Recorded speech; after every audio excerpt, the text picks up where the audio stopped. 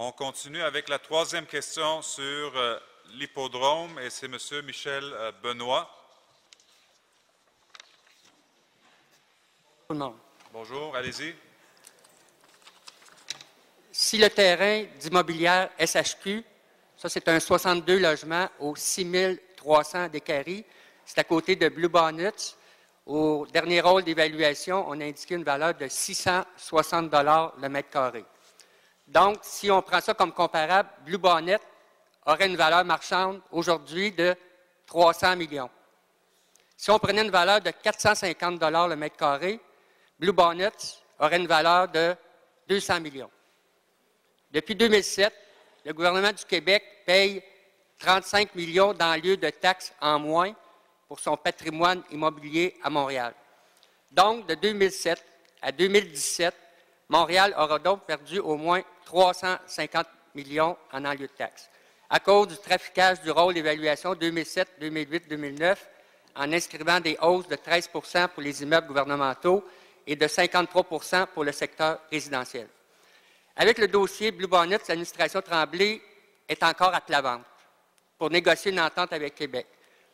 En 2011, Montréal a encaissé 1 171 446 $ en taxes foncières de Blue Bonnets. Demain, après l'entente proposée, ce sera 0 taxe foncière pour la Ville. Pour les 5 prochaines années, Montréal ramasse seul toutes les factures de décontamination, d'assurance, d'entretien et de sécurisation des lieux.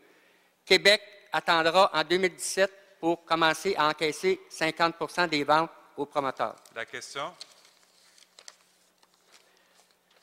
Donc, si on compare les prix des terrains, Blue Bonnet, 50 $ le mètre carré, les immeubles SHQ à 660, le terrain du centre d'achat First Place, 215, Monsieur le Benoît, McDonald's à 260. La question, s'il vous plaît.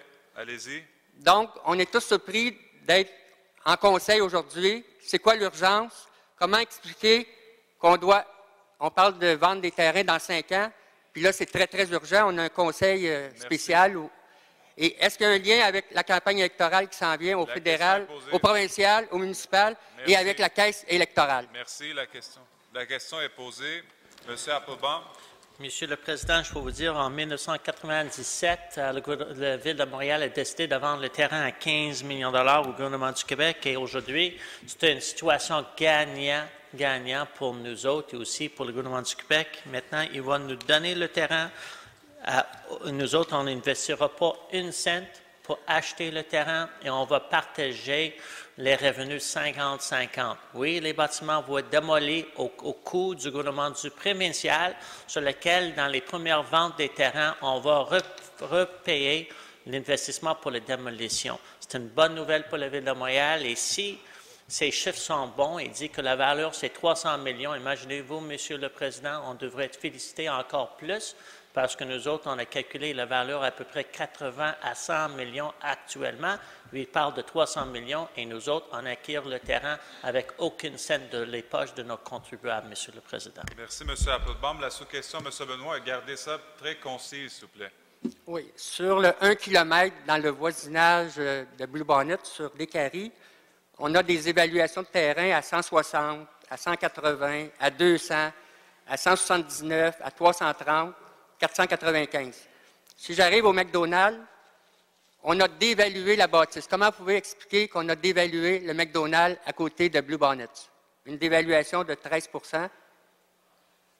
Puis on a fait une hausse de bâtisse et terrain que de 10 quand au niveau de la ville, c'est 23 la moyenne. La question est posée. M. Applebaum. Monsieur le Président, j'aimerais juste vous informer, c'est que si le monsieur parle de McDonald's, probablement il parle de la Viacom, c'est une propriété condominium. C'est même pas dans le territoire de la Ville de Montréal, c'est situé dans Côte-Saint-Luc, Monsieur le Président. Merci, M. Benoît. Je veux déposer les valeurs terrain sur Décarie dans le voisinage de Blue Bonnet. Merci beaucoup. Bonne fin de journée.